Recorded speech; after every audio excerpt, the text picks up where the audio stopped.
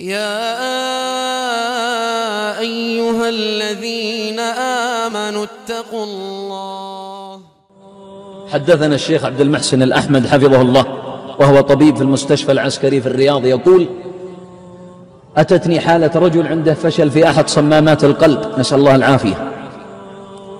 يقول: فصنعنا العملية ففشلت، صنعناها مرة ثانية فشلت. قال: ثم بعد أيام، اللهم إنا نسألك العافية، قال: أصيب بتضمر في الكبد، ثم فشل في الكليتين، ثم المعدة.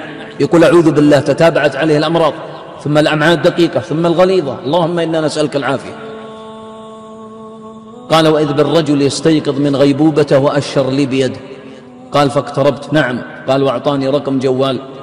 يا شيخ، اتصل على هذا الرجل وقل يأتيني. يقول الشيخ: السلام عليكم، أنا فلان من المستشفى العسكري في الرياض، عندنا رجل مريض وحالته خطرة جدا، اسمه فلان ابن فلان ويريدك أنت. يقول: تدرون ماذا رد علي؟ قال: يا شيخ، أسأل الله أن ينتقم منه في الدنيا وفي الآخرة.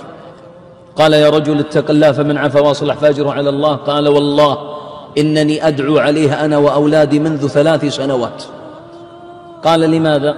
قال: جاري اغتصب علي أرضي ظلما وزورا، وأتى بالرجل الذي هو عندك فشهد علي، فأخذت مني أرضي أمام عيني، والله إنني أدعو عليه بهذه الدعوة: اللهم لا تميته حتى تفشل جميع أعضاءه.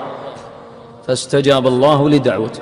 احذر، فالظلم ظلمات، ولا تفلس حسناتك يوم القيامة فأنت في حاجة الله.